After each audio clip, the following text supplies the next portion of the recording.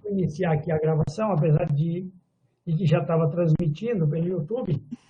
Então, novamente, vamos dar início à conferência da professora Tânia Tavares, professora titular, aposentada aqui do Estudo de Química, que continua ativa no trabalho e na universidade, na UFBA, tanto no PROPAP do Estudo de Química quanto no Programa de Pós-Graduação em Saúde e Ambiente de Trabalho. A professora Tânia hoje vai dar continuidade àquele seminário da semana passada, e hoje falando sobre o biomonitoramento humano, como podemos usar nossos corpos para monitorar a exposição química e prever danos à saúde. Eu vou passar a palavra para o professor Sérgio Oliva, que será o moderador. Obrigado, Sérgio, por ter aceitado o convite. E o professor Sérgio vai fazer a apresentação formal da professora Tânia e dar início aqui aos trabalhos.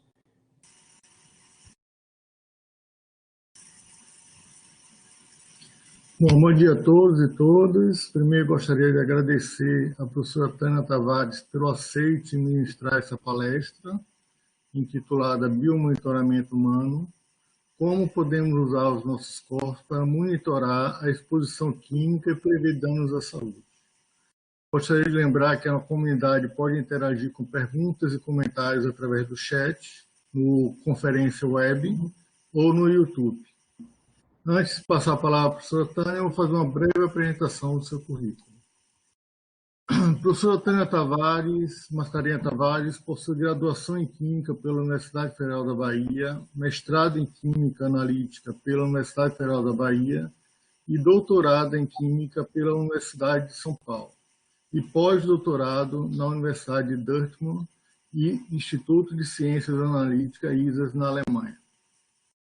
Professora titular aposentada do Departamento de Química Analítica e membro do Programa de Pós-Graduação em Saúde, Ambiente e Trabalho, Escola de Medicina, coordena o Laboratório de Química Analítica Ambiental, o Núcleo Interdisciplinar de Meio Ambiente da UFBA, e é membro do Comitê Gestor do Instituto Nacional de Avaliação Integral de Riscos Ambientais, INAIRA. Sua produção científica inclui 85 artigos publicados, 33 capítulos de livro, cobrindo ampla faixa de aspectos da qualidade do meio ambiente, de ecossistemas marinhos e fotoquímica atmosférica, a efeitos da poluição sobre populações humanas, sempre integrando aspectos interdisciplinares e focalizando em estudos de caso. A professora Tânia, ao longo de sua trajetória, foi membro fundador da Rede para Análise de Químicas Ambientais na América Latina, coordenadora da Rede de Recursos Marinhos, Costeiros e Hídricos do Brasil, representante nacional na Divisão de Química Ambiental da IUPAC e, posteriormente, presidente da Comissão de Química Atmosfera, também na IUPAC. Professora, muito obrigado. Vou desligar a minha câmera e microfone e passo a palavra para a senhora. Sérgio, muito obrigada pela apresentação. Eu quero aproveitar para parabenizar Dirceu por essa iniciativa do webinar, dessa série que ele está organizando aí juntamente com o Sérgio, que eu acho extremamente interessante, oportuna e mantém a máquina nossa de UFBA e Instituto de Química azeitada e produzindo, motivando a todos, alunos, professores e pessoas de fora, né? Isso é muito importante. O papel principal do professor é a motivação para a pesquisa, para o ensino e para a extensão dos seus alunos e daqueles que estão em volta dele, dos seus orientados, etc. Bom, eu vou falar hoje sobre esse biomonitoramento humano e eu quero começar definindo mais ou menos o que é isso para aqueles que não têm familiaridade com o tópico. Pode passar, Sérgio. Nos Estados Unidos, o National Research Council ele diz: biomonitoramento humano é um método para medir quantidades de substâncias tóxicas em tecidos humanos. É declarado no documento que é uma ferramenta valiosa para estudar as substâncias químicas ambientais potencialmente prejudiciais à saúde humana. E esses dados de biomonitoramento humano têm sido usados para confirmar exposição humana a substâncias químicas e também para validar políticas de saúde pública. Isso é muito importante, tanto nos Estados Unidos como Canadá, mas principalmente Estados Unidos e Europa, e a União Europeia, né? Hoje em dia, tudo é baseado em esse biomonitoramento. E eu lendo aí diversas coisas aí, ao longo aí dos meus dias aí de trabalho com biomonitoramento, eu li em algum lugar, não sei dizer onde, que biomonitoramento humano foi um termo cunhado pelos químicos analistas, mas ele foi adotado, inclusive, pela Organização Mundial da Saúde. E hoje ela tem vários documentos com biomonitoramento humano. Bom, eu fui ao PubMed, por sugestão ontem até de Fernando, para ver quantos artigos, como era a evolução desse tema na literatura. Então, vocês veem aqui a curva, eu botei a palavra monitoramento humano, tá? Biomonitoramento humano. Então, aqui está a curva, né, por ano. Então, só no ano de 2019, foram 2.572 citações com este termo. Tá? Então, o termo pegou, ele está nos artigos disseminados, em relatórios, e já tem livro também com esse termo específico. Monitoramento humano já tem, biomonitoramento de pessoas, biomonitoramento também da parte biológica, de seres não humanos, né, mas seres vivos, mas, na realidade, em biomonitoramento humano, já são, ao todo, isso aqui o PER faz um total de 31.613 artigos ou peças científicas que trazem essa denominação. Bom, então vamos passar? Aqui eu tirei a capa de alguns dos livros, aqui o livro mais novo que tem, esse aqui é da Organização Mundial da Saúde, com esse termo. Ela cunhou vários outros termos, eu vou mencionando durante a palestra. E aqui ele é o Canadá, que criou um programa de biomonitoramento humano, e aqui humano aliado a ambiental também. E aqui é o seu segundo relatório deste grande programa que eles fizeram, mais recente do que o que eu vou falar, que é o alemão. Os dois grandes são Estados Unidos e Alemanha. São os que têm os mais conhecidos, mais amplos, mais abrangentes programas de biomonitoramento humano do mundo. Pode passar, Sérgio. Bom, primeiro, vamos ver agora uma coisa. Teorizar um pouquinho. Na realidade, com todos esses produtos químicos que vemos em torno de nós estamos vivendo uma aventura química. E essa aventura química, nós estamos descobrindo as consequências ao longo desses últimos 50 anos. Essa produção química grande começou mais ou menos em 1920 e ela cresceu exponencialmente, como eu vou mostrar em algumas figuras, e nós estamos, na realidade, vivendo uma aventura. Tá? E nós vamos ver os problemas políticos. Vamos ver qual o tamanho dessa aventura. Existem hoje mais de 50 mil produtos químicos que são comercializados em quantidades relevantes no mercado internacional. Varia de 40 mil, 50 mil, até 60 mil, que isso foi dado já de uns 2 anos atrás ou 3. Em 1930, nós tínhamos 1 milhão de toneladas de produtos químicos que foram produzidos. No ano de 2001, 400 milhões. Então, nós estamos vivendo num mundo químico, na realidade. Você olha em volta de você, você está cheio de produto químico, você tem plástico e outros produtos no seu computador, você tem no seu celular a mesma coisa, e plástico, e metais, e mais outros produtos químicos, todos envolvidos em tudo que nós utilizamos hoje em dia. Isso representa, esses produtos químicos representam 7% do produto nacional bruto do mundo. Então, há uma dependência grande da riqueza do mundo envolvida na produção de produtos químicos. Tá? E 10 milhões de pessoas estão empregadas nesse setor químico. Isso é significativo, é bastante significativo. Então, esse é o tamanho da aventura química que nós estamos vivendo. Pode passar, Sérgio? E onde é que está toda essa produção química? Nós estamos aqui juntos, nós temos no nosso quintal, o Polo Petroquímico de Camaçari, temos o CIA, quer dizer, juntinho de nós, e isso no mapa mundial nem aparece. Praticamente não aparece. A produção maior está na Europa, depois nos Estados Unidos, um pouquinho do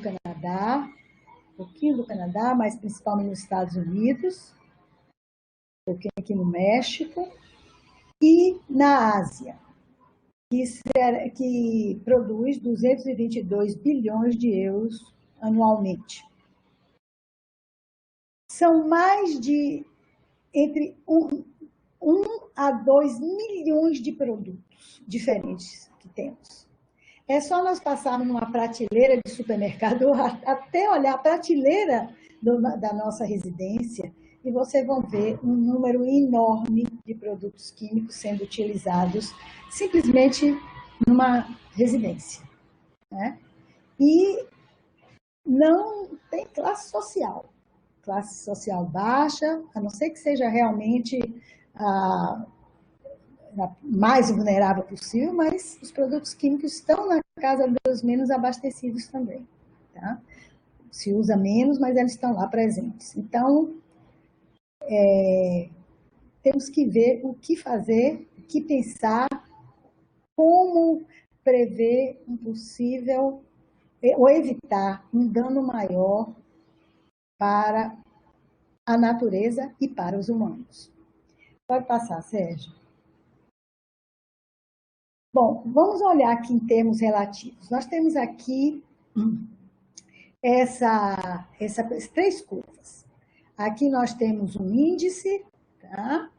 E aqui nós temos 3 curvas. A primeira é da população do mundo. Tá? A segunda é do produto nacional bruto do mundo. E aqui nós temos o crescimento da parcela da produção química. Nós conseguimos superar esses 2 em termos desse índice criado aqui. Isso daí é da Organização para a Cooperação Econômica e Desenvolvimento. Tá? Então, isso daí é muito significativo no mundo. Então, em outras palavras, os produtos químicos vieram para ficar. Dificilmente nós vamos banindo, outros estão aparecendo. É impressionante o número de produtos químicos que nós temos lançados por semana no mundo. Pode passar, Sérgio. E quem é a instituição, quem é o responsável por avaliar o risco para os humanos e para o meio ambiente desses novos produtos que são lançados, né? A avaliação clássica que se fazia há anos atrás, nos anos 40, 50, que para se lançar e ser aceito um novo produto químico, hoje ela não pode ser feita mais. Nós temos 40 mil produtos químicos no mercado. Como que nós vamos poder fazer esta avaliação para cada um? E mesmo que as indústrias façam, ou dizem que fazem, depende, não tem quem vá verificar, porque é um número muito grande de substâncias químicas. Então, o negócio vai um pouco à revelia, né? Acontece um pouco a revelia. Só para informação de vocês, aqui no Brasil, nós não temos a Anvisa, ela permite o uso baseado, ou não, baseado nas avaliações feitas no exterior e o endosso das avaliações feitas por indústrias no exterior, por agências públicas do exterior. Tá? Então, as empresas químicas são responsáveis, cada uma por fazer, elas têm um procedimento. Pode voltar, Sérgio? Houve aí alguma confusão. Aí, pronto. E elas estão, a indústria química segue a risco um protocolo, segue todos os limites da legislação europeia ou americana e assim nos países desenvolvidos. No Canadá, as indústrias canadenses que lançam um novo produto seguem a legislação do Canadá. Mas, na realidade, nem as próprias agências públicas estão conseguindo verificar todas essas avaliações de risco que são produzidas pelas indústrias. Essa é a verdade. Tá? E o biomonitoramento tem uma grande vantagem. É que ele vai integrar todas as rotas de exposição, todas as substâncias químicas, um grande número de substâncias químicas, e dessa forma se torna uma ferramenta muito importante e muito conveniente para as agências públicas. Porque em uma só amostragem, uma só análise, você pode, muitas vezes, detectar várias substâncias simultaneamente que têm origens diferentes. Então, é uma maneira muito conveniente de fazer a fiscalização integrada de todo esse processo, desse arcabouço, não é? De legislação e de procedimentos que hoje está estabelecido.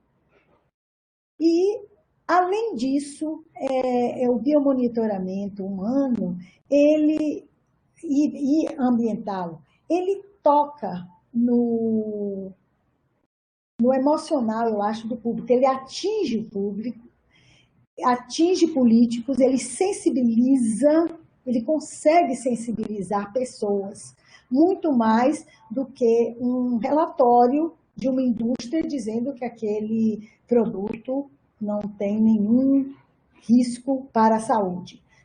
Uma agência pública vai olhar, vai examinar, vai dizer sim, mas ele não tem um contato com o público. Enquanto que um biomonitoramento humano ou ecológico, ele vai atingir o público e vai chegar mais facilmente aos políticos, pelo menos nos lugares onde esses programas integrados nacionais existem. Pode passar, Sérgio? Bom, então, vamos ver aqui o que é que nós temos em relação a biomonitoramento, programas de biomonitoramento. Pode passar, Sérgio? Bom, você tem aqui só um esquemazinho de como é que os humanos podem se contaminar. Você tem aqui indústrias, você tem, sei lá, postos de gasolina, vocês têm carros e outras atividades que emitem os poluentes para a atmosfera. você tem a dispersão dos poluentes, quando para a atmosfera, há uma grande transformação na atmosfera. É impressionante, a atmosfera é o compartimento ambiental mais reativo, ele é incorporado em partículas, muitas vezes a transformação gás-partículas, as partículas vão se depositar ou perto ou longe de onde foram emitidas, houve as emissões, e vão depositar em árvores, elas vão depositar nos gramados, no solo, contendo os compostos emitidos ou os produtos da sua transformação. Tá? Ele cai também em corpos d'água, nos corpos d'água, se eles são corpos d'água mais estáveis, como lagos ou represas, ele fica retido, mas se é rio, ele vai transportar e ser levado esses produtos para o mar ou um lago, etc. Se transporta. E há uma percolação, inclusive, para a água subterrânea. Então, o que é que nós temos? O que é que nós vamos ter? Nós vamos ter ar poluído, a inalação vai ser a forma de exposição dos humanos. Você vai ter uma pessoa nadando no lago, numa represa que esteja poluída, pela pele vai haver a absorção pela pele, dérmica, absorção dérmica. Você vai comer comida que foi produzida, vamos dizer que sejam as maçãs, que essas maçãs você vai comer, essa maçã pode estar contaminada não só pelos os produtos químicos e os poluentes da própria atmosfera, mas também daqueles que são colocados no campo agrícola, né, nas plantações, que são os pesticidas, né, os protetores agrícolas. Né? E isso daí, toda essa absorção, ela vai parar no corpo humano, interiormente no corpo humano. Ela pode ficar no sangue, ela pode ficar num órgão preferencial, ou ir para o fígado, ou ir para o rim, ou para os ossos. No caso de chumbo, ele se estoca lá nos ossos. Falamos de chumbo porque nós falamos na semana passada tanto de chumbo.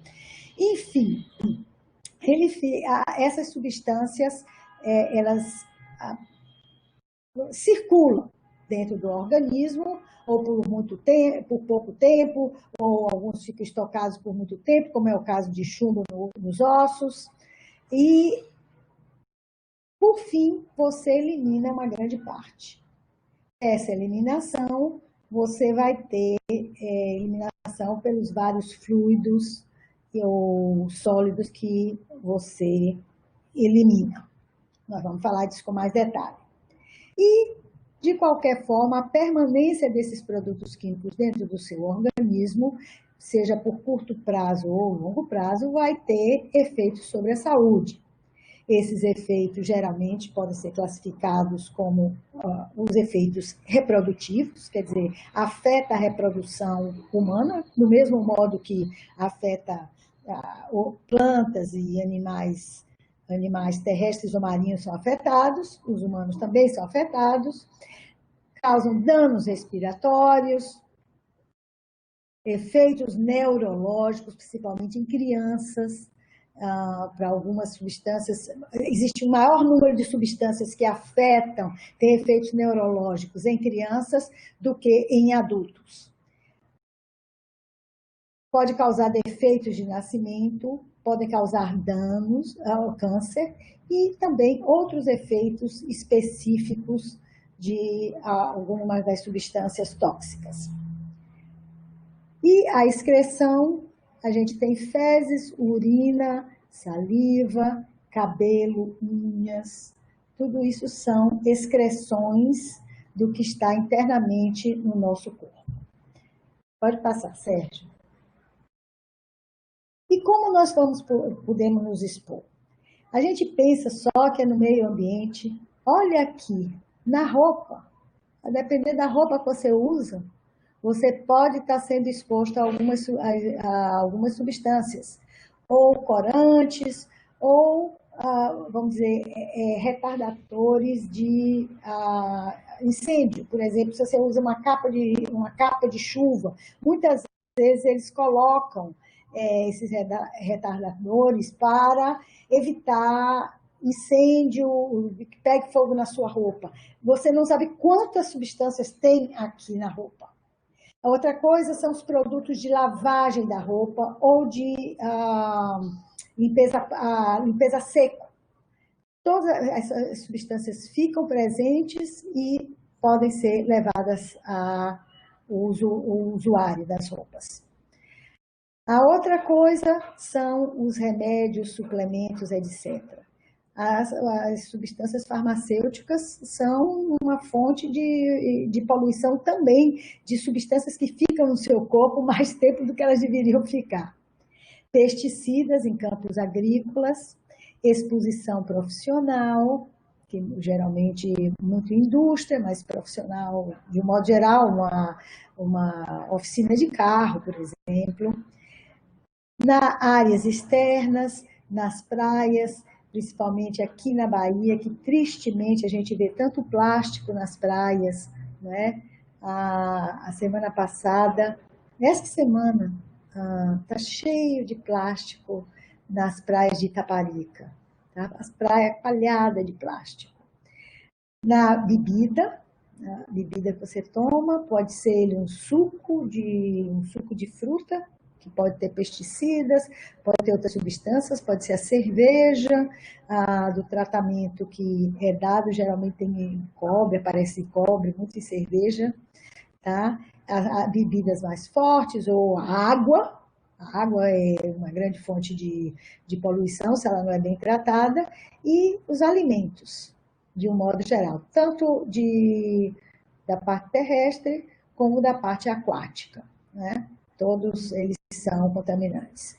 Aqui a gente pode nos expor na cozinha com esses objetos que são feitos ou de plástico, ou tem aquela capa de teflon, tudo isso é fonte de exposição. O cigarro, mesmo que você não fume, mas se outra pessoa fuma na casa, como fumante passivo. E aqui, talvez a figura seja difícil de você identificar o que é. Sabe o que é isso? São aqueles ticketzinhos de máquina de cartão de crédito. Você faz o pagamento e sai aquele ticketzinho. Está vendo aqui? É uma grande fonte de poluição, de uma poluição específica, do bisfenol A. E esse bisfenol A é uma substância que afeta o sistema reprodutor, porque ela é um disruptor endócrino, tá? Ou um desregulador endócrino. Então, as fontes a gente pensa que são inocentes, mas não são inocentes. Então, já vai aqui a minha recomendação. Vocês receberem aquele ticketzinho, tem um lugarzinho separado para colocar ele, não pega muito nele não fica brincando aí com a mão não, porque não é coisa boa não. E quem trabalha em área profissional, exposição profissional, deveria estar recomendando, fazendo aí um movimento para recomendar que as pessoas que trabalham com esses tickets, fazendo cobrança, que usasse uma dedeira, tá? Simplesmente uma dedeira de silicone, por exemplo. Silicone até é um dos poucos, das poucas substâncias ou produtos químicos que até hoje não se encontrou nada contra, o silicone, tá? Então, isso daí estaria, principalmente para jovens, tá? Porque os jovens, as substâncias afetam principalmente a crianças que estão sendo geradas e que sejam recém-nascidas. Então, fica aqui já a minha primeira recomendação dessa palestra. Pode passar, Sérgio. E como essas crianças e bebês são expostos?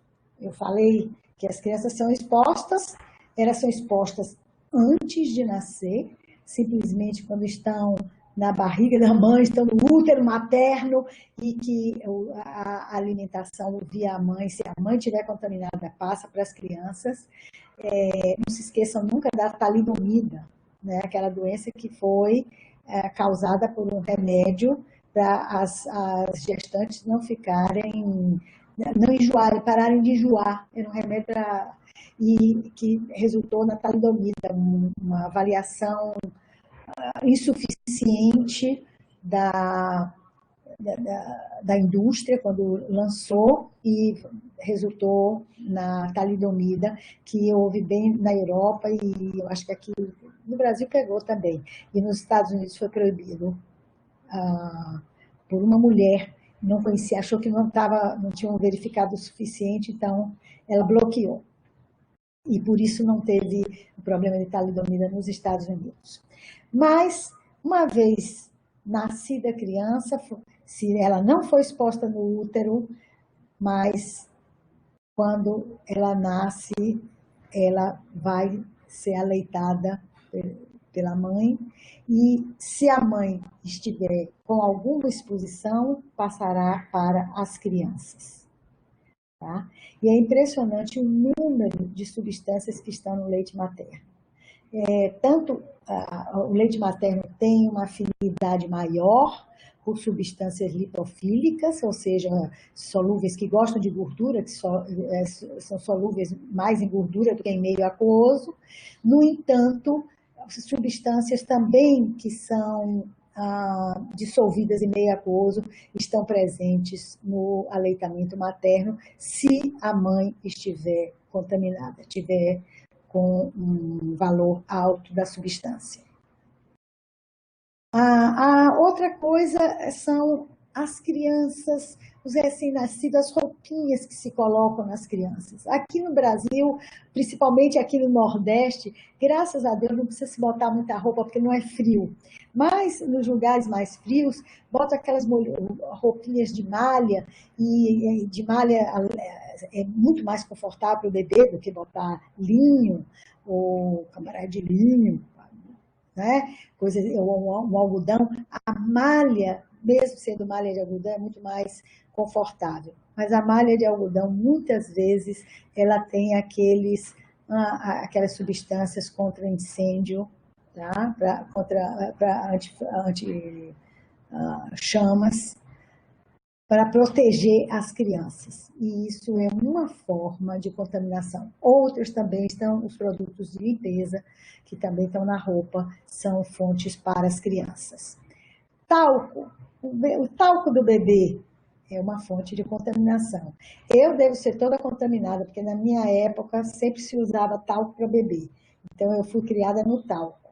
Mas agora eles tiraram o talco, colocaram cremes. Mas também os cremes trazem problemas podem trazer para a criança através da absorção dérmica. Aqui, sujeiras, recheio de almofadas, etc., que consegue absorver na sua superfície um grande número de substâncias. Elas também, as crianças brincam no chão, isso é uma forma muito usual. As fraldas, próprias fraldas descartáveis, podem ser fontes de contaminação da criança. A comidinha, as papinhas do bebê, né, que a gente compra pronta, elas podem ser também fontes de contaminação. Nos Estados Unidos começou a se descobrir teores muito altos de chumbo nas papas do bebê e ele agora é legislado e controlado. Tá?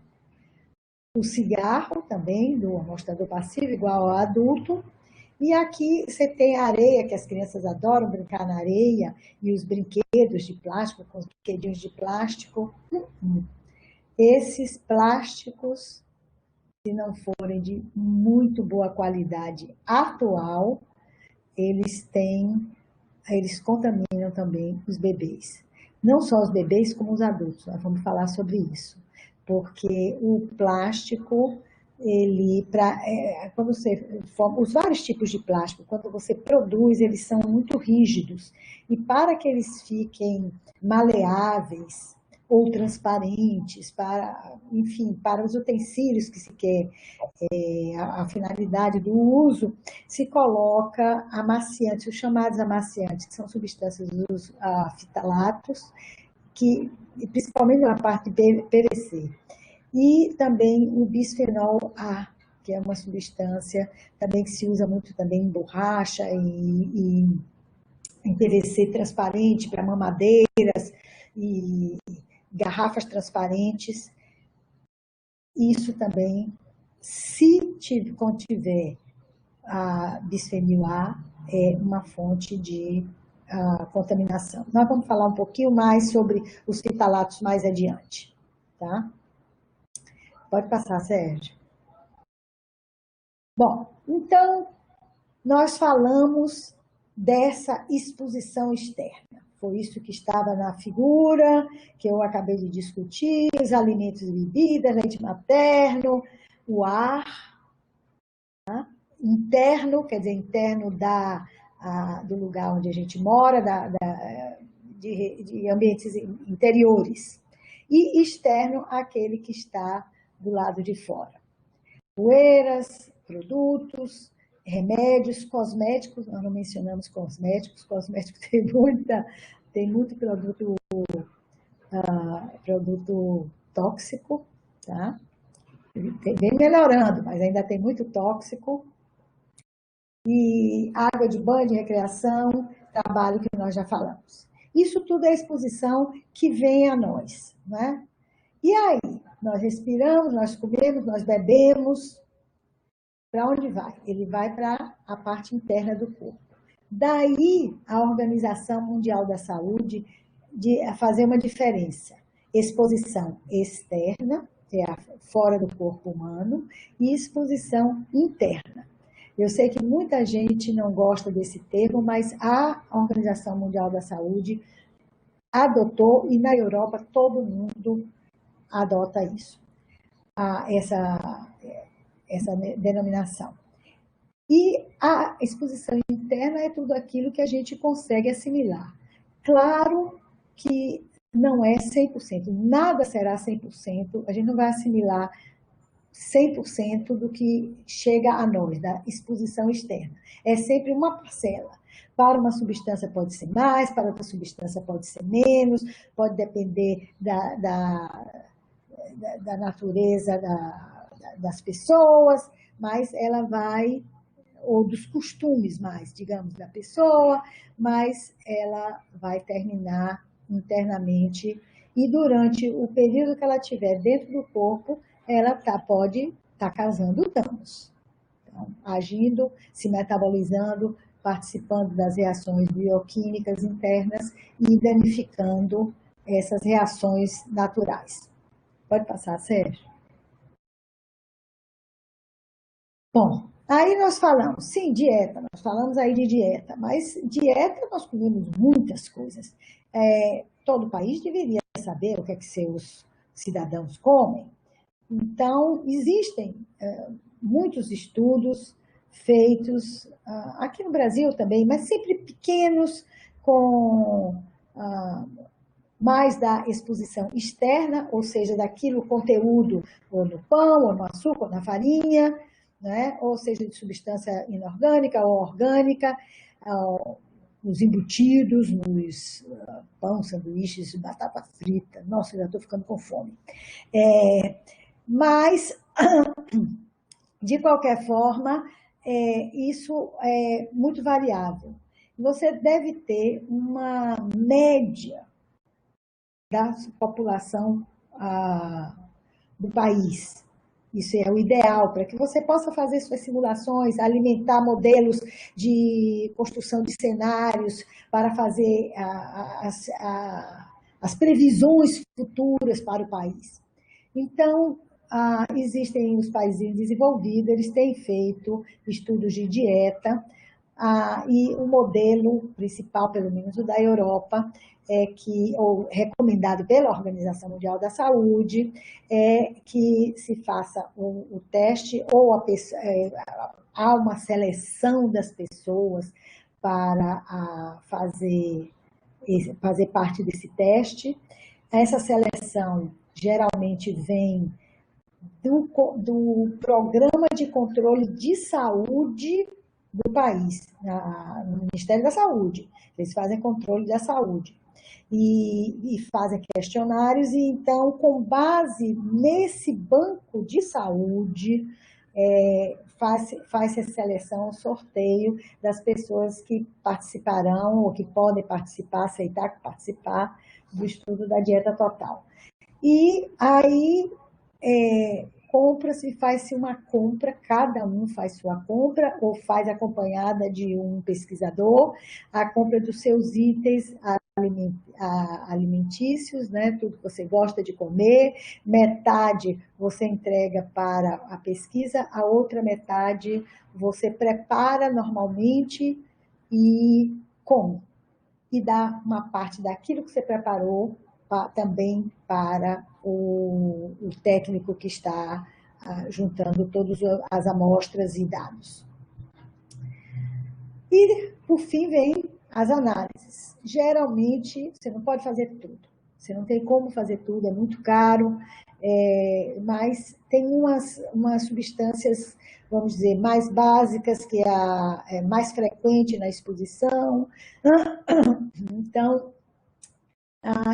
são feitos metais, HPAs, que são os hidrocarbonetos policíclicos aromáticos, orgânicos persistentes, como dioxina, produtos bromados, policíclicos bromados, clorados, pesticidas, antibióticos. Aqui no Brasil, por sinal, tem um programa desse, eu não sei se Magda está aí, mas ela trabalhou no programa lá no Rio Grande do Sul, que fazia a parte de controle de pesticidas aqui em alimentos.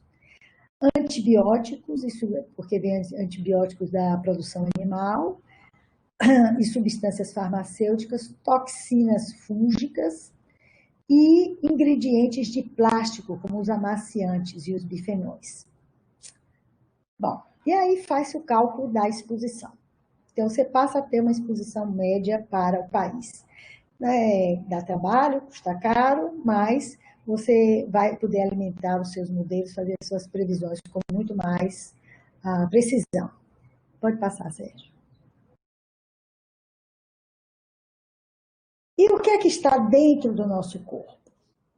Como é que, se a gente suspeita de alguma coisa, o que é que eu vou procurar em cada tipo de emissão do corpo? Primeira coisa, nós temos os pelos. Pelo do cabelo, do couro cabeludo, os pelos públicos e os pelos corporais. Eles servem muito bem para metais e para drogas. Tá? Droga para o problema de controle de uso de droga. Tá? A saliva ela tem uma afinidade muito maior com solventes orgânicos, pesticidas selecionados, crotinina e alguns elementos, traços específicos. Tá? Você vai na saliva. E o suor é muito utilizado para triagem de droga. Triagem, não é para a dosagem. A dosagem final é no sangue. Mas você faz a triagem para evitar um número maior de coleta e análise de sangue. A urina são as substâncias mais polares, né? Metais saem na urina, porque está na forma iônica, substâncias que têm meia-vida curta, e os metabólitos estáveis de substâncias orgânicas. Por exemplo, nós temos o metabólito dos policíclicos aromáticos, do benzoapireno, que o metabólito dele, 1-hidroxipireno, que é bastante estável e sai pela urina. Tá? Ele é metabolizado, faz dano e depois sai na urina. O que sobra vai para a urina. Raramente, a fezes quase não se usa para metais, mas se usa para POPs, poluentes orgânicos persistentes, para alguns POPs. E os tecidos do organismo humano, por exemplo, quando a pessoa morre, etc., você faz análise, pode fazer análise de todos, e será representativo. E, atualmente, está se fazendo o controle também perinatal do sangue do cordão umbilical. Não só em vários lugares, para estudos específicos, mas também no programa que eu vou conversar um pouquinho mais, descrever um pouquinho mais, que é o da Alemanha. Pode passar, Sérgio? E, outra coisa, é o tempo de residência que as substâncias levam no corpo. Então, quando você deve medir? Sangue, fluido oral, urina, eles dão ideia do que da carga corporal nas últimas horas. A urina ainda vai de dias, ainda integra informação de 3, 4 dias, não mais do que isso. O suor integra até uma semana. Agora, o cabelo é capaz de integrar a informação de semanas, meses e anos. Ou seja, se eu for me expor o chumbo de novo, for exposta a chumbo, hoje, o meu cabelo vai poder ser, se eu não cortar, deixar ele na minha cabeça, eu posso até detectar anos depois onde o metal no cabelo. Tanto assim que chegaram a exumar o cadáver de Napoleão Bonaparte para testar se ele foi ou não foi morto, assassinado com arsênio. E segundo os dados, anos depois, mais de 100 anos depois, porque fixa no cabelo. E não foi encontrado arsênio que responda em concentrações suficientes para responder por um assassinato do Bonaparte. Só como uma curiosidade. Sérgio, vamos passar.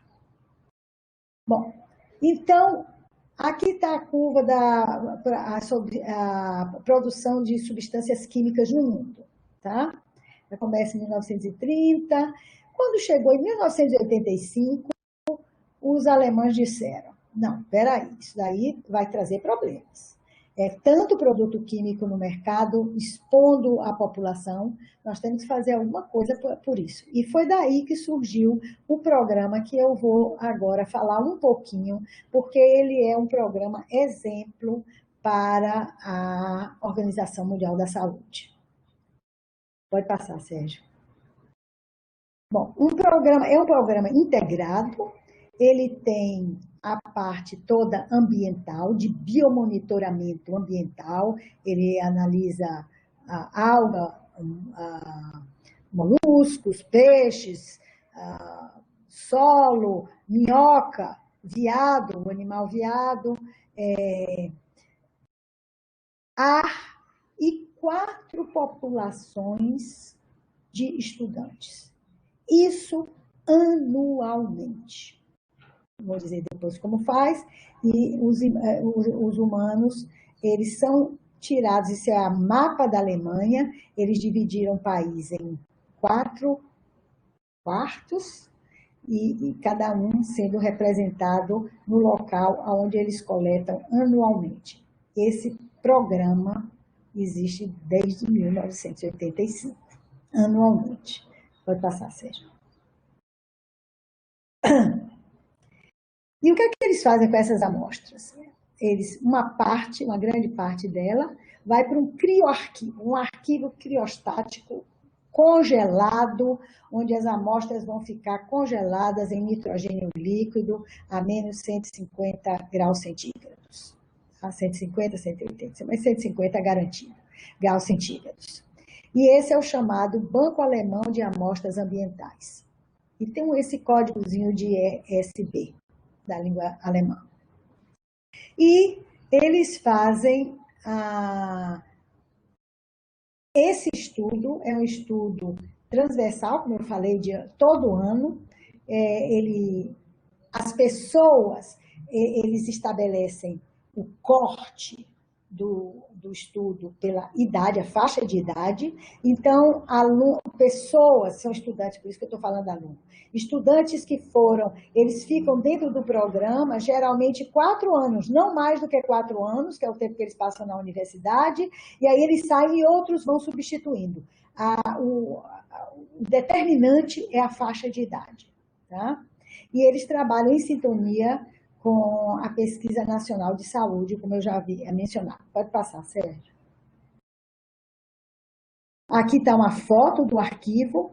Esse arquivo, eles têm as pastas, digamos, são umas colunas. Aqui são vários frasquinhos, ó, que eles dividem a amostra que eles coletam em vários frasquinhos. Então, cada andar desse tubo é de uma pessoa, e tudo rotulado, quer dizer, vão ter várias alíquotas de sangue ou de urina que vão ficar aqui estocadas para futura determinação.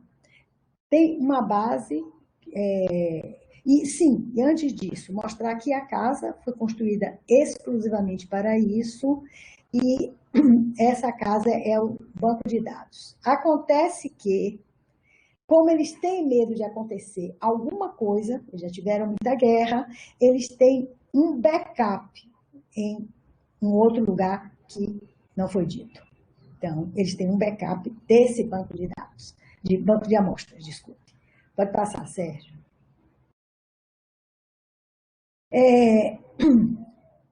Anualmente, são 400 estudantes de 4 cidades, né? 1, 2, 3, 4, para as espécies humanas. Os estudantes são de entre 20 e 29 anos, portanto, são 100 a 150 indivíduos por cidade. Principais amostras são urina, cabelo e sangue, e as amostras individuais são todas arquivadas, uma a uma, e divididas em alíquotas, como eu acabei de mencionar, havia acabado de mencionar. E, mais recentemente, eles incorporaram o sangue do cordão umbilical.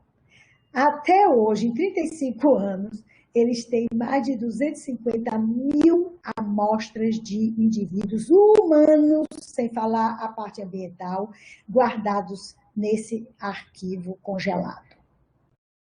Pode passar, Sérgio. Bom, existe um mini básico que eles faz parte do orçamento anual, e que são alguns elementos, como cálcio, cobre, mercúrio, chumbo. O cálcio e o cobre não são pelo fato de serem tóxicos, perigosos, mas sim para controle de saúde, de aspectos da saúde. O cobre, principalmente, ele rastreia problemas de cobre, de tubulação de cobre, e que pode passar para os humanos. Metabólitos de fitalatos, o bisfenol A, que eu já mencionei, esses dois vêm de plásticos, compostos perfluorados, esses são analisados normalmente. E já tem orçamento para isso. Eles têm rotina, muitas vezes cada análise dessa é dada a uma universidade específica por contrato, e que é responsável por manter o controle de qualidade. Bom, eles também medem alguns parâmetros fisiológicos de sangue ou da urina, no caso da urina, o volume da urina, que é quanto a pessoa que foi amostrada a urina em 24 horas, a creatinina, faz a medida da creatinina, que é imediata, a condutividade, para dar ideia de quanto tem de espécies iônicas presente na urina, e triglicerídeos. Isso faz parte do programa deles. Passa, Sérgio, por favor. Bom, Então, vamos ver uma coisa simples. Eu peguei assim, as coisas mais simples para apresentar. Os parâmetros fisiológicos, o volume de urina em 24 horas. Você tem aqui o volume e aqui você tem os diferentes anos que foram determinados. Ah, que coisa curiosa. A quantidade de água está subindo ao longo dos anos. Hein? Nós estamos bebendo mais água. Não só nós estamos bebendo mais água, como também nós temos a população está crescendo um pouco mais. Eu devia ter nascido 50 anos depois do que quando eu nasci, porque eu teria crescido mais, né? Eu tenho 1,54 m, não é muita coisa não. Mas, de qualquer forma, todos nós estamos bebendo um pouco mais de água e isso tem alguns reflexos no biomonitoramento. Pode passar, Sérgio? A primeira coisa, essa aqui é uma curva de controle de creatinina na mesma época daquele controle que foi feito de água, né, de volume d'água. E a creatinina, ela está expressa aqui em concentração, microgramas por litro, tá? E ela está descendo. Ué, por que ela está descendo? Claro, o volume de água, de urina está aumentando. Passa, Sérgio. Quando você olha, a mesma coisa com o magnésio.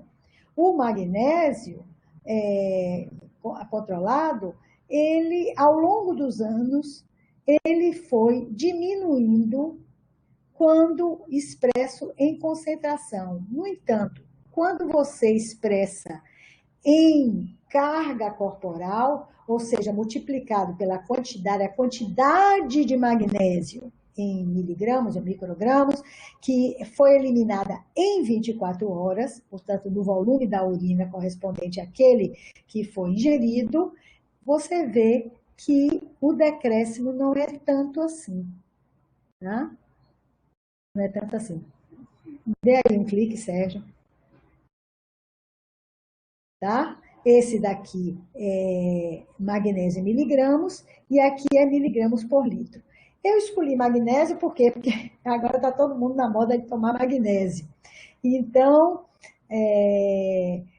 você vê que as concentrações vão baixando e você segue, na realidade, você segue os critérios que foram estabelecidos para magnésio na urina de pessoas normais, deveria estar decrescendo. E muitas vezes eles realmente fazem a correção, justamente para corrigir para esse problema de volume. Né? Pode passar, Sérgio. Bom, o levantamento ambiental de crianças, eles fazem um levantamento, o alemão tem um complemento, eu devia complementar. Além dos adultos, dos jovens adultos, eles, desde 1985, eles estavam bastante cientes que as crianças eram as pessoas mais vulneráveis e que eles precisariam fazer um monitoramento também das crianças. Então, esse monitoramento das crianças só se dá entre 5 a 7, a cada 5 a 7 anos, tá? Mas também ele é muito mais abrangente. São 2.505 crianças e adolescentes de 167 locais da Alemanha que são amostrados na faixa etária entre 3 e 17 anos. Tá? A escolha dessas crianças, ou pelo menos para o recrutamento dessas crianças, eles utilizam o pessoal do Ministério do Meio Ambiente, que é responsável pelo biomonitoramento, ele utiliza os dados do levantamento nacional, que lá na Alemanha é feito pelo Instituto Roberto Koch. Então, eles têm todo um elenco de informações sobre a saúde, o estado da saúde da criança, e mais os dados de biomonitoramento. Pode passar, Sérgio. Isso daí é uma exploração das relações perfeita, tá? Porque muito mais informações eles se retroalimentam. Tanto o Ministério do Meio Ambiente passa dados para a saúde, como a saúde passa para o meio ambiente, e cada um vai fazer as interpretações da parte que lhes cabe de uma maneira muito mais ampla. Então, isso é um exemplo. Bom, e a variedade das análises? É um número muito maior de análises que eles fazem. Eles fazem medidas de substâncias químicas novas, tá? Esses daqui são ftalatos, umas outras substâncias, MTB, parabenes, triclosane, várias substâncias que a gente nem sabe, algumas são pesticidas. Eles escolheram estrategicamente, né, para a situação da Alemanha, pesticidas que são mais utilizados, enfim, os ftalatos que são mais utilizados, e fazem essa dosagem, tá? Eles têm, nesse caso, a urina não é a urina de 24 horas, que dá muito trabalho para coletar. Imagine pegar a criança de 3 anos e pegar a urina, toda a urina que ela emite durante 24 horas. É muito difícil. Então, é só a urina da manhã e coletam amostras de sangue e plasma. E, muitas vezes, as metodologias que são utilizadas nesse programa são desenvolvidas principalmente para essa finalidade, tá?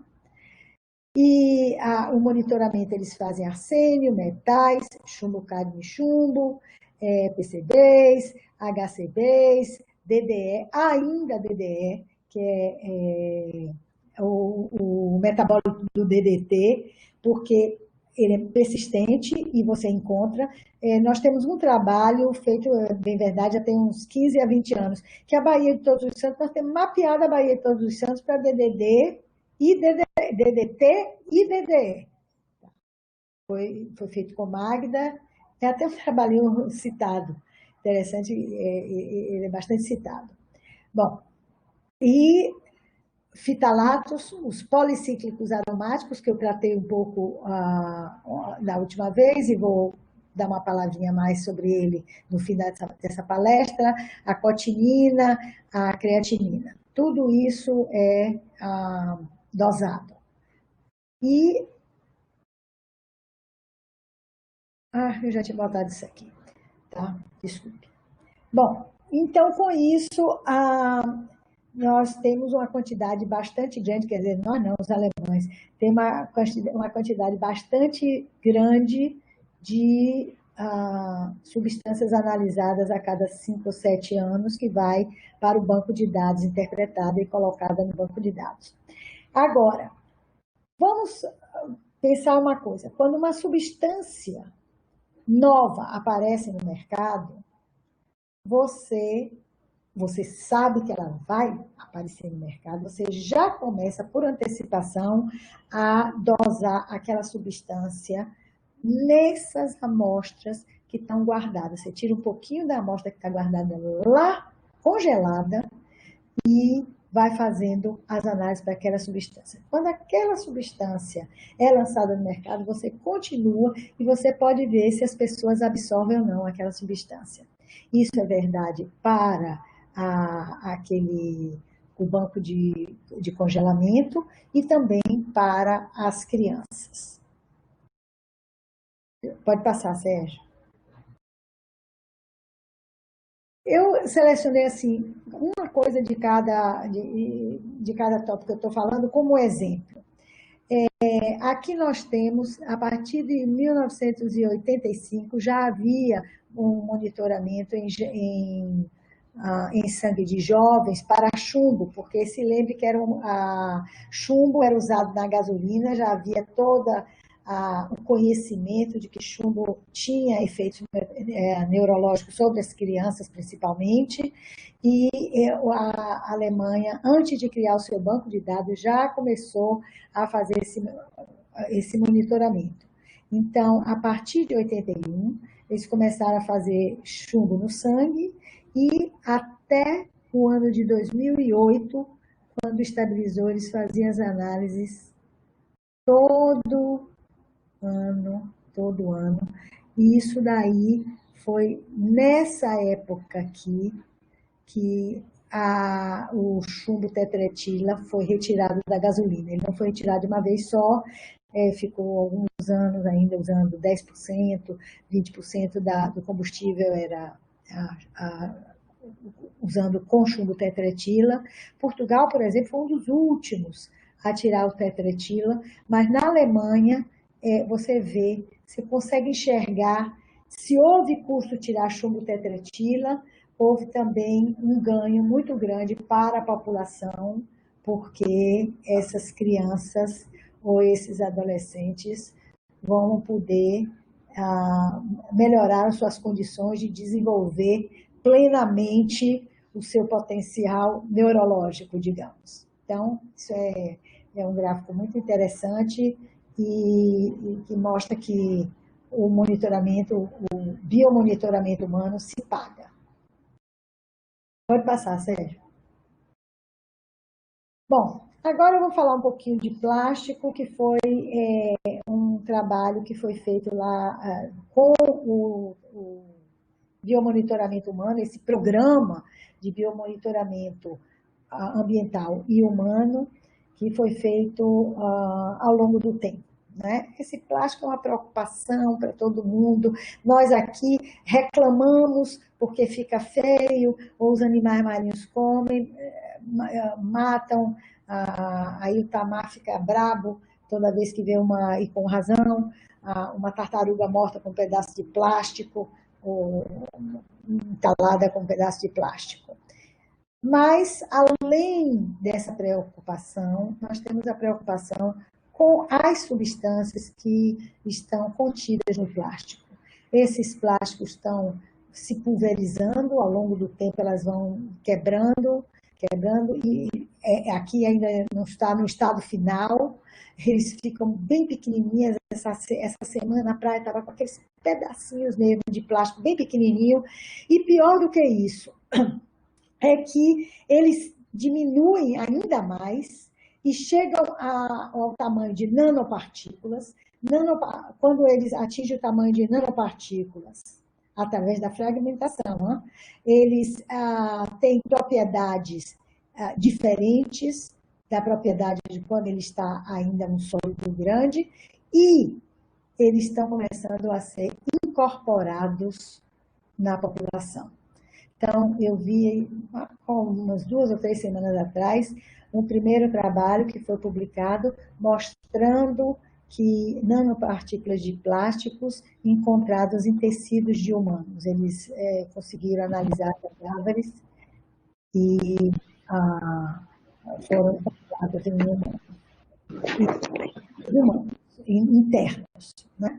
Bom, esse plástico, mas ele emite do próprio plástico, já tem substâncias, como eu já falei, os fitalatos e o bisfenol A. Então, nós vamos olhar um pouquinho alguns dos resultados desse bifitalato. Pode passar, Sérgio.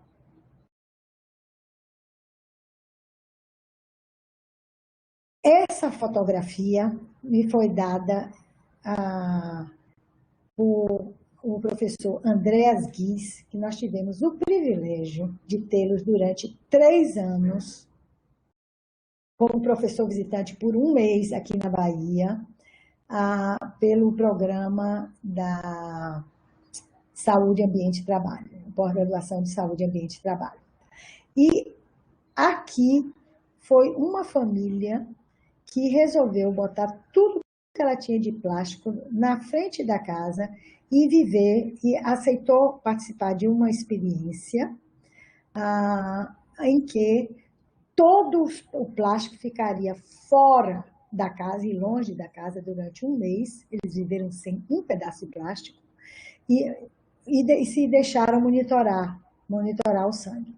Então, mas o ponto que eu quero mostrar aqui, e eu vou falar também do resultado desse monitoramento, é que olha quanta tralha a gente tem, quanto objeto, quanta objeto útil que nós temos aqui, útil ou inútil, que só decoração, sai de uma casa. Hoje em dia, você viver sem plástico é praticamente impossível. Você não tem como. Você não consegue pensar nisso. Mas essa família se propôs a fazer isso por um mês em prol da ciência. Vamos adiante.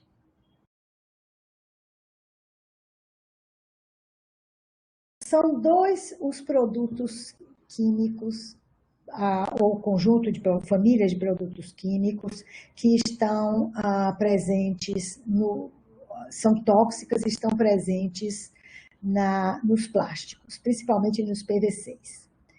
A primeira família delas são os fitalatos, que são utilizados como amaciantes.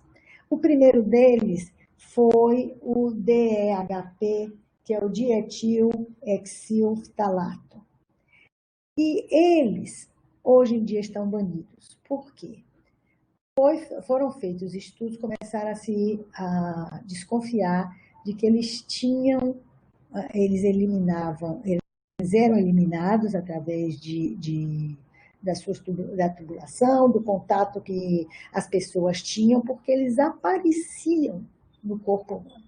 Desapareciam no corpo humano, nos fluidos humanos.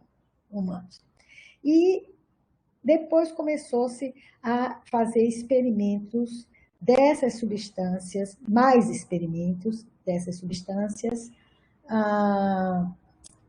em animais. E por que eu digo mais? Porque quem produz essas substâncias tem a obrigação de fazer todos os testes de todas as rotas de exposição e ver se alguma coisa aconteceu. Mas em algum momento houve falha nisso, como eu mencionei lá no princípio da palestra, que as agências governamentais não têm como arcar com tantos testes de 40 mil, 50 mil substâncias que saem, que são liberadas.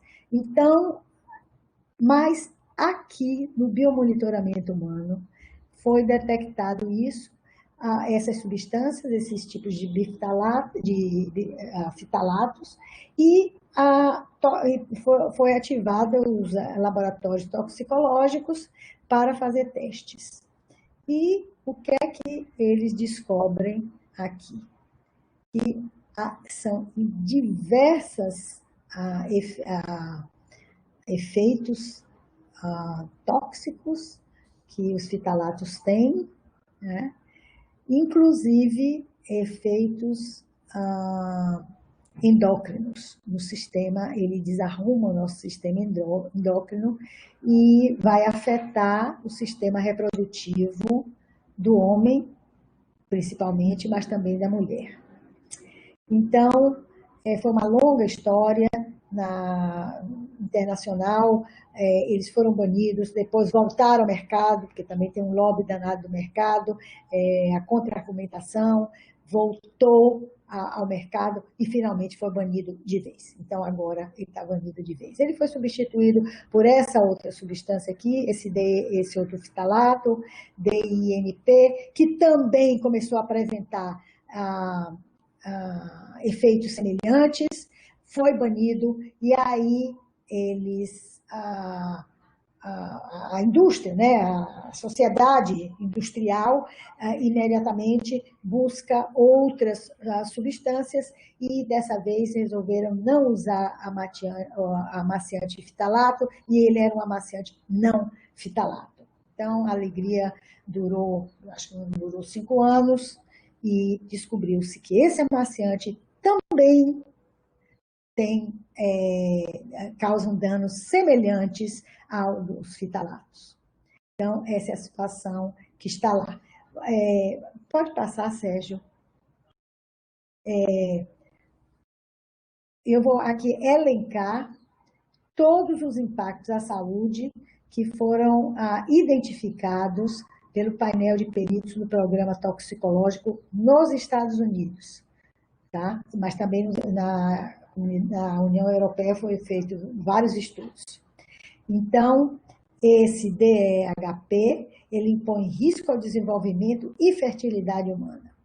Você tem nascimentos prematuros, baixo peso ao nascer, desenvolvimento de seio prematuramente nas meninas, baixa contagem e qualidade do esperma, a qualidade é baixa e a contagem diminui, a quantidade de esperma, a infertilidade, causa infertilidade, o desenvolvimento reprodutivo é prejudicado nos homens, tá?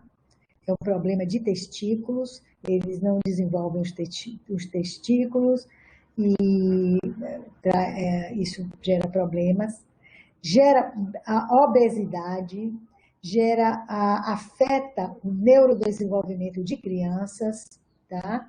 E é uma das causas, pelo menos suspeita-se fortemente, ou são indicativos de distúrbio de déficit de atenção e hiperatividade. E os fitalatos estão em plástico. Então, eu agora estou sob a ação de plástico aqui, plástico, deixa eu ver onde é aqui na minha casa. O próprio computador, que tem plástico, né? Uma caneta aqui que tem plástico. Eu estou exposta externamente a plástico, provavelmente internamente também. Pode passar, Sérgio. Então, esse programa de biomonitoramento infantil mostra que as crianças, qual o percentual de crianças que está, não sei por que está me chamando aqui, estão excedendo os níveis aceitos para a carga corpórea desses amaciantes do plástico, tá? Através de testes toxicológicos foram estabelecidos esses valores diários toleráveis e as crianças, através do programa de biomonitoramento, você mostra que elas estão, o percentual que está excedendo esses limites e o conjunto desses dados com os toxicológicos foi que levaram ao banimento dessas substâncias, tá? Pode passar, Sérgio. Vocês veem que o consumo de biftalato, de alguns deles que foram proibidos, eles foram diminuídos, tá? Outros aumentaram e ainda não tem nada assim contundentemente comprovando que que causam danos à saúde. Esse é o DIDP e também esse outro aqui que é o BBZP, tá? Outros começaram e caíram porque eram muito tóxicos, tá? Pode passar, Sérgio. E uma vez feita a substituição, eles começaram de imediato a monitorar um novo substituto que não é fitalato, que é o DINT. Eles chamam DINT. Então, você vê aqui que ele já está começando a subir. Pode passar, Sérgio. E aqui você vê qual a concentração eliminada na urina dessas substâncias, ou aquelas que são mais tóxicas ou as menos tóxicas. Você vê aí, você vai monitorando. Aqui está baixo, uma está subindo, pode ter entrado no mercado negro, substâncias que não deveriam entrar, como foi o caso, aliás, do DDT aqui na Bahia, né, na Bahia de Todos os Santos. Enfim, você vai monitorando o que acontece, tá? Para vigiar e evitar, tomar medidas preventivas evitando doenças. Pode passar, Sérgio? E o DINT, eu disse, ó, começou a absorver, a ser absorvido pelas crianças. Ela primeiro, aliás, até apareceu na poeira das casas, ele foi identificado na poeira das casas, e hoje o DINT já foi provado que ele tem as propriedades semelhantes à dos fitalatos, e agora ele também foi proibido. Então, temos agora uma outra substância, e vai, com o tempo, ver o que é que está acontecendo com essa nova, com várias substâncias, com essas novas substâncias. Pode passar, Sérgio. Então, esse biomonitoramento indica desfechos prováveis, né, da aventura química que vivemos. Esses desfechos na saúde humana, dessa aventura química que nós estamos vivendo hoje. E se fizermos análises, nossa, nós vamos encontrar tudo, um bando de coisa. E metais, policíclicos aromáticos, provavelmente até DDT ainda de 20 anos atrás, e inclusive, como eu mencionei, partículas de nanopartículas de plástico, né? E ninguém sabe ainda qual é o efeito na gente, viu? Pode ter efeito por aí. Está igual a coronavírus, não se sabe exatamente tudo que ele faz. Então, a mesma coisa com as nanopartículas de plástico. Pode passar, Sérgio. Tá. Mas o conjunto dessa aventura já está medido através de vários estudos específicos que não fazem parte do programa anual ou periódico das crianças do governo alemão.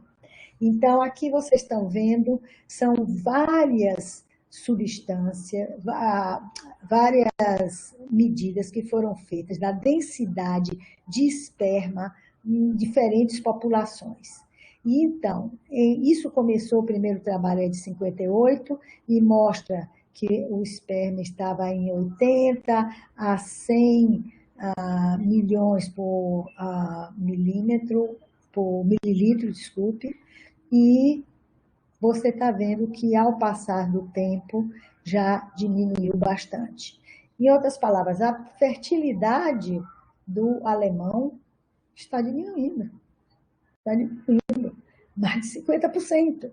E isso, na Europa, isso aconteceu, e inclusive alguns países com algum retardo, porque não introduziram determinados produtos químicos na sua casa, no seu país, mas a verdade é que hoje o europeu ocidental está todo ele com 50% ou menos até da capacidade, da densidade de esperma e a qualidade de esperma. Então, a fertilidade baixou. Isso é verdade também no Japão. O Japão foi o primeiro, aliás, eu acho que a chamar atenção disso. Foi o Japão. Dizem que vai acabar. O Japão diz que vai acabar porque não vai ter mais japonês lá dentro com essa diminuição de fertilidade. E existem, claro, que muitas piadas entre, vamos dizer, um sueco e um alemão. A sua fertilidade é 50, não, a minha é 60. Então, ficam se vangloriando se tem uma fertilidade maior ou menor do que outra pessoa, ou o país como um todo. Pode passar, Sérgio. Bom, a outra coisa é um aumento de câncer de testículo na Alemanha. Esse é um gráfico que apresenta desde 1980 a 2010, tá? E o azul é o real e o vermelho é o esperado. Então, isso aqui é a diferença que não se esperava e que se atribui à exposição de novas substâncias químicas. Pode passar, Sérgio. Sérgio? Aqui é câncer de próstata. Aqui a situação ainda é pior. Aqui é o esperado, tá? Feito por modelagens, modelagem matemática, e aqui é o real. Tá? Isso de 1980 a 2010. Pode passar, Sérgio. E as mulheres também são afetadas, menos, mas são afetadas entre o esperado e o câncer de mama, né? O esperado, o real e número de mortes. Então, na realidade, nós temos aqui um número de câncer, de câncer de mama aumentado em relação à expectativa, mas a mortalidade tem diminuído, graças aos pré-tratamentos, a identificação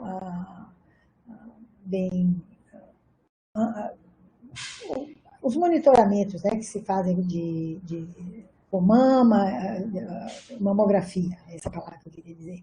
Então, os preventivos todos, graças aos programas de prevenção e também aos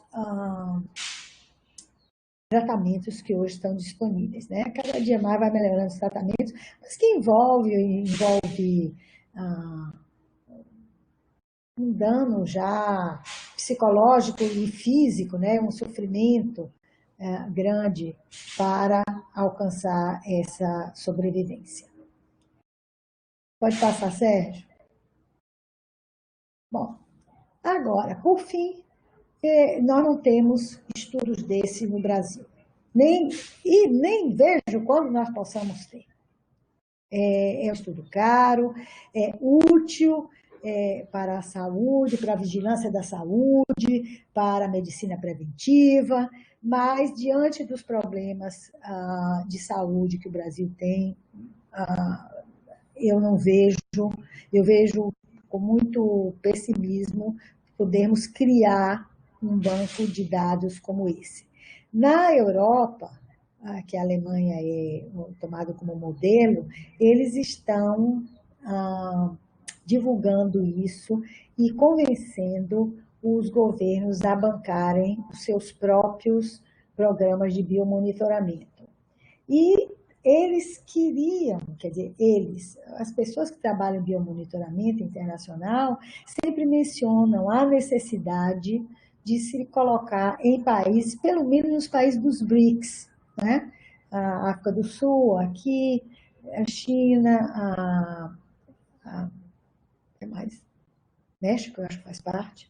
Enfim, porque nós estamos recebendo a tecnologia para a produção local ou importando bastante produtos químicos de fora e, consequentemente, estamos também sujeitos e, com certeza, estamos apresentando valores mais altos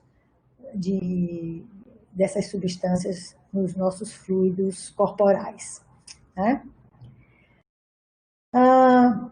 O que nós temos aqui, eu já falei a semana passada, mas talvez tenham pessoas novas, então eu vou mencionar que nós temos alguns estudos feitos na Baía de Todos os Santos, assim, pequenos, são um corte transversal, quer dizer, só um ponto do tempo do estudo feito, e as populações são sempre expostas a emissões industriais. Não é uma coisa geral para ver a saúde da população baiana ou a população do Recôncavo Baiano, não. É para ver especificamente compostos que têm emissão alta, conhecida na Bahia. Agora, os estudos são integrados, porque como os alemães integram o ambiental ao biomonitoramento humano, nós também aqui temos feito isso. Esses 4 casos foram exemplos pequenos, modestos, tímidos de um biomonitoramento. Mas teve uma utilidade e mostra não só a utilidade, mas que nós somos capazes de fazer. É só ter recursos e comprometimento e empenho, né? Então, nós já fizemos um estudo de mercúrio na enseada dos tanheiros, que eu mostrei, foi dos estudos de caso, que eu mostrei a semana passada e discuti. A chumbo e cádmio em Santa Amaro, né, que fica até hoje, nós falamos na semana passada em detalhes, contamos toda a historinha lá de Santa Amaro. Tem um outro, arsênio e lamarão do Passé, que nós temos também um estudo ambiental integrado e que também fizemos um biomonitoramento humano antes da indústria entrar em operação e 4 anos depois da indústria estar em operação. E a gente tem curva semelhante, mostrando como é absorvido pela população, no caso nós fizemos arsênio, né? E arsênio é bom porque é no cabelo, então fica mais fácil, mais barato o biomonitoramento. Fizemos também um outro estudozinho de manganês em Cotegipe, que nós terminamos sem nem publicar, e que foi feito, nós fizemos o biomonitoramento também cabelo, das crianças, mas nós analisamos tudo. Nós analisamos desde a água de beber, o ar respirado, tamanho de partícula que está no ar para ver se vai para o fundo do pulmão ou se fica nas partes superiores do sistema respiratório. Enfim, nós... A comida que eles comem, o que produzem no local, enfim, todos esses tímidos e modestos estudos tiveram essa abordagem integrada. E eu espero que as pessoas que venham, continuem venham a fazer, né, o fazendo biomonitoramento urbano, que eles tenham sempre essa abordagem de estudo integrado. Sérgio, eu trouxe só para vocês verem um estudo integrado, mas esse ainda não tem biomonitoramento humano, e isso é por causa do coronavírus, eu estou doente com isso, mas, de qualquer forma, de HPAs no meio ambiente, no fundo da Bahia. Pode passar, Sérgio. Então, nós temos aqui o estudo nos sedimentos da Baía de Todos os Santos, feitos em 2 épocas diferentes, 2000 e 2004, que gerou esse mapa. Tá? Esse mapa se encontra no Atlas Socioambiental, que eu e Dália organizamos. Tá? E a gente vê que aqui existem concentrações, essa é a concentração máxima que nós encontramos, aqui é a concentração aceita a partir abaixo do qual não teria efeitos, mas segundo efeitos geral, mas segundo a NOAA e a Organização Mundial da Saúde, os limites deveriam estar aqui. Em outras palavras, o sedimento está, em grande parte, do norte da Bahia, está contaminado por HPAs. Pode passar, Sérgio. Nós fizemos também um monitoramento de alguns pescados, moluscos comestíveis na Bahia, e eles também estão acima da concentração permitida ou recomendada pela Organização Mundial da Saúde, embora não haja bastante limites, propostas de limites, de critérios para avaliação. Alimentos ainda está um pouco fraco essa parte para HPAs, mas de qualquer forma são concentrações mais altas e bem mais altas do que os locais tomados como referência. Pode passar, Sérgio? E aí isso nos permitiu, esses dados, a fazer uma avaliação porque, desculpe, os HPAs, eles têm efeitos tóxicos, mas eles têm efeitos também de causar câncer. Então, no caso de câncer, nós podemos fazer uma a análise probabilística, uma análise de risco probabilística, integrando todos os dados de água de beber, ar e alimentos. Então, isso nos permitiu fazer gerar esse mapa aqui, ou gerar esses dados, onde estão os maiores riscos e qual a rota responsável por aquele risco, tá? De novos casos de câncer. Aqui é ainda a exposição. Pode passar o outro, Sérgio. Aqui, essas colunas representam o risco. No caso da coluna azul, é água. Então, o risco causado pela água. Tá? Aqui é o risco causado pelos moluscos. E aqui é o risco causado os moluscos, o ar e a água. Tá? O ar. Tá? Esse é o ar, desculpe, esse aqui é os moluscos. Enfim, nós temos aqui um risco alto, bastante alto. Eu falei isso na aula passada, de em cada 100 mil pessoas, um novo caso de câncer para cada 1.000 pessoas, no caso de CAIP, só pela ingestão de molusco contaminado, e isso foi uma tese de Davi Lockwood, e é uma coisa que me preocupa muito. E nós já fizemos coleta, pelo menos, de CAIP, nós temos 189 amostras de urina para analisar, então estamos esperando aí a epidemia acabar para nós podermos analisar. Nós não estamos concentrados, nós não estamos estocados em menos de 150 graus, porque nós não temos como, mas, por sorte, nós vamos analisar para um hidroxipireno, que é bastante estável, e então não tem perigo de perda, e então a menos 18 graus já está de bom tamanho, para a gente manter intactas as amostras. Só cruzar os dedos para não faltar luz, porque aí é o desastre total para a gente. Com isso, eu quero aqui agradecer uma pessoa. Eu ia botar a foto e terminei esquecendo, a foto da pessoa que me forneceu um grande número de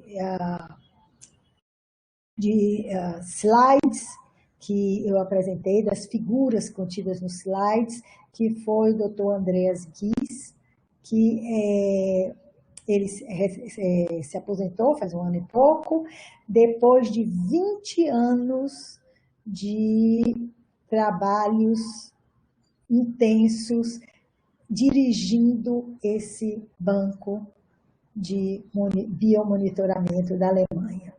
Além dele dirigir esse banco de biomonitoramento, ele também dirigia o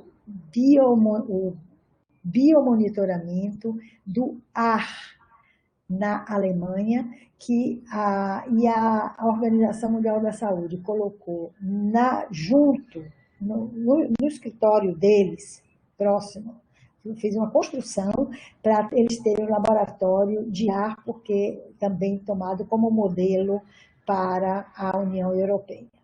E nós tivemos esse privilégio, já falei, de ter ele durante 3 anos seguidos aqui, e eu espero que ele possa voltar aqui para nos atualizar com esses últimos 2 anos aí, o que está acontecendo em biomonitoramento humano na Europa. E eu agradeço a vocês, porque eu estou tomando bem seu tempo de vocês, né? Devia ter sido menor a palestra. E agradeço, pode passar, Sérgio, agradeço a vocês a atenção.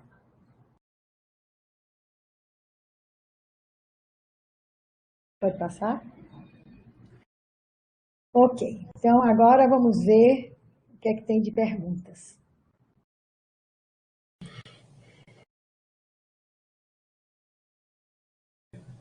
Obrigado, professora Tânia, pela Excelente abordagem novamente.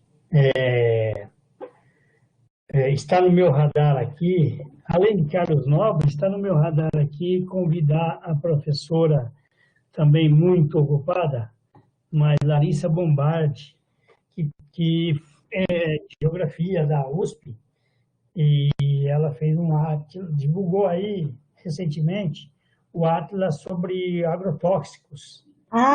Isso seria muito interessante. E aí seria uma coisa bastante interessante de trazer para a gente fazer essa discussão aqui.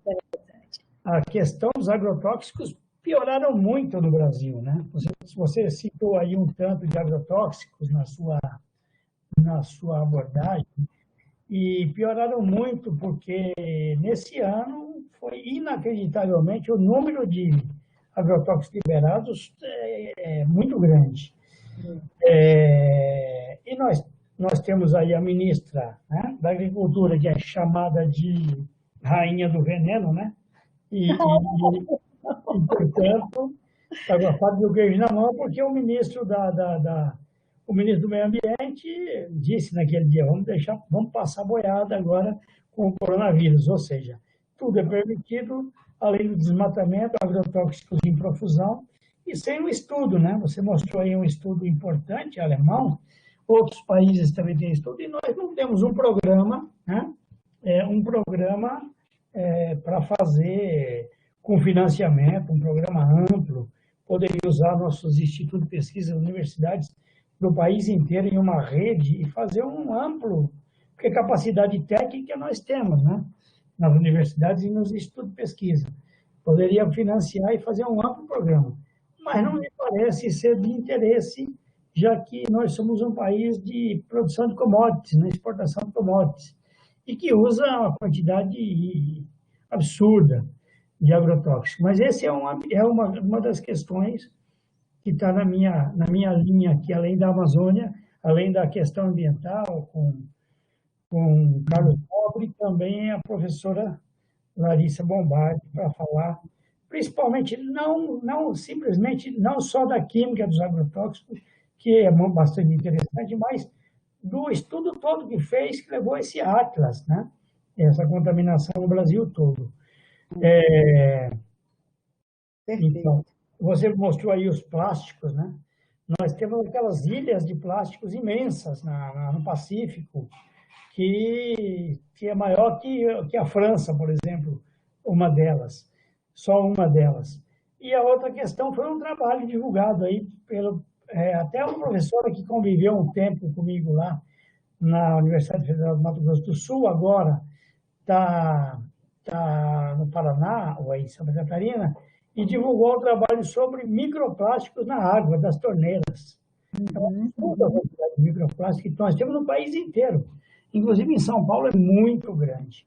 Então, a gente realmente está na exposição o tempo todo, né?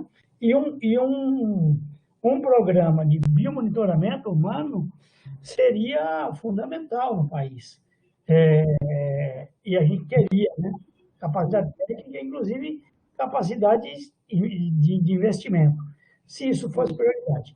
Mas eu vou passar para Sérgio, que já está a postos, que Sérgio, enquanto ele passa os slides da professora Tânia, ele não consegue ver nada, a não ser fica atrás do biombo dos slides. Eu vou passar a palavra para Sérgio, eu vi que ele já retomou aí o posto, para que ele dê a continuidade aí como moderador, e eu volto só no final. Sérgio, a palavra com você. Bom, eu gostaria de agradecer a excelente palestra da professora Tânia, agradecer de seu também pelo convite para ser moderador dessa sessão. E aqui no chat tem algumas manifestações, né? O professor Martins Dias de Cerqueira, né? Está dizendo que teve a honra de ser aluno da professora Tânia em método de separação. O Edivaldo Pereira, o Aldo, né? Eu vi esse trabalho em outra apresentação da professora Tânia, um excelente trabalho. Deixa eu ver mais aqui. O próprio Edivaldo, ele pergunta, existe algum outro país que faça um biomonitoramento humano semelhante ao alemão, sem ser o Canadá e Estados Unidos? Olha, que eu saiba, o alemão é o mais sistemático. Os Estados Unidos têm programas de biomonitoramento, estudos de biomonitoramento humano excelentes, mas não é uma coisa tão sistemática quanto a dos alemães. Alemão é muito sistemático mesmo, é tudo por base, né? A base tem que estar muito bem construída. E tanto que o Canadá, eu sei que se espelhou no programa, ele foi implantar, ele se espelhou no programa da Alemanha, tá? Agora, os Estados Unidos têm estudos maravilhosos, agora eles são mais picotados, mais específicos, fazem um biomonitoramento durante um período, aquilo deixou de ser um caso, aí é alienado um pouco, vai para outra coisa. Agora, os Estados Unidos têm muita informação de biomonitoramento humano. Entendeu? A Simone Bezerra da Silva, sua aula é sempre muito esclarecedora. Obrigado por sua orientação, gratidão, saudades. Nós temos também no YouTube a manifestação de professora Valéria Fernandes. Parabéns, professora. Luísa Santana, professora Tânia, excelente palestra. A professora Lourdes, né, sempre presente aqui, excelente informação, esclarecimentos. Né, e o Aldo também disse que deu parabéns e abraços. Né, e agora nós temos a Rosa está escrevendo aqui, né? O Tiago, parabéns, professor, excelente apresentação, professor Tiago, lá da Fisicoquímica. A Rosa, maravilhosa apresentação, direto lá dos Estados Unidos. Né? Então, eu só tenho a agradecer, né? E desejar a vocês, vou passar a palavra para o professor Liceu, para que ele faça o encerramento.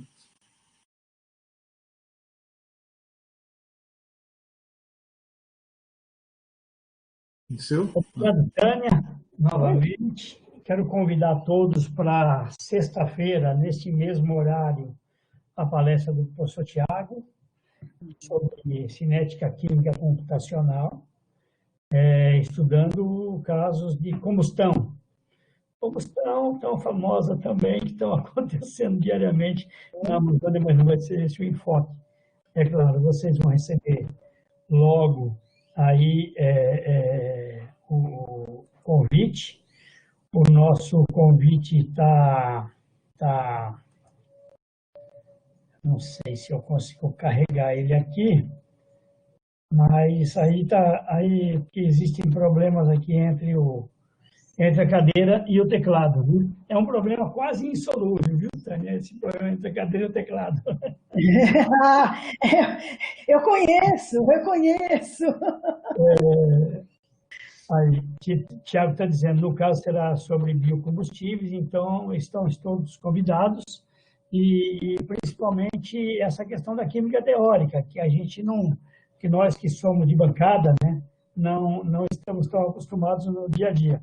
Mas Tiago é especialista, professor aqui da Fisicoquímica, e que trabalha com química teórica, já orienta estudantes de mestrado, doutorado, iniciação científica, e nós vamos poder conhecer aqui um pouco da química, sem ser na bancada, mas a química usando aqui os computadores.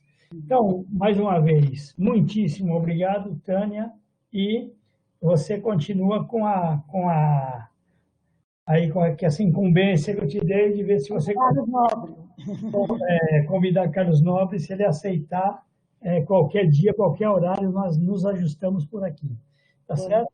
Tá bom. Se for depois, se for para o meio de setembro em diante, é melhor para a gente testar como é que vai ser esse semestre. Com meio a 8, provavelmente essas plataformas estarão mais congestionadas, porque a UFBA começa o semestre letivo suplementar no dia 8.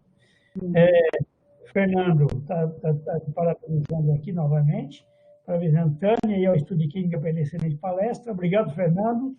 É sempre um prazer ter você aqui conosco, e eu já disse que sou fã de carteirinha do trabalho que você e a professora Tânia desenvolveram no Recôncavo, principalmente, né? Porque é um trabalho de... Aí, carregou a apresentação da próxima, Caio, agradeço aqui muito a Caio, que tem nos ajudado aqui com a retaguarda e com a moderação, e também lá com o YouTube, ou seja, precisa de uma equipe, Tânia, para fazer essas atividades. Tem o Cláudio, que faz aí as inscrições, né? E programa as inscrições e depois emite certificados que vão para os e-mails das pessoas que assistiram. Caio faz toda ele vê quem está na sala o tempo todo, de 10 em 10 minutos, então não adianta se inscrever só para assistir, precisa ter frequência de presença para receber certificado. E a minha designer aqui é que faz essa arte, tem feito essa arte em todos os nossos seminários. Aí, provavelmente, uma arte bonita para o próximo seminário. Então, o próximo, Cinética Química Computacional, investigando os mecanismos de combustão. E aí, ele próprio disse sobre biocombustíveis. Então, muito obrigado a todos, boa tarde a todo mundo. E, Tânia, mais uma vez, parabéns pela apresentação e parabéns pelo trabalho, você, Fernando, e toda a equipe envolvida, todos os seus... Sérgio, mundo HPA aí. Sérgio, Magda e todo mundo. Muito trabalho pela frente aí. Que trabalhou com você. Isso, muito trabalho pela frente. E aí, quem sabe, você consegue emplacar aí um trabalho, algum projeto para fazer biomonitoramento humano, né? Junto com essa análise ambiental. Então, obrigado mais uma vez. Boa tarde para você, boa tarde a todos e bom fim de semana. Obrigado e boa tarde. Obrigada a vocês também. Um abraço, bom fim de semana.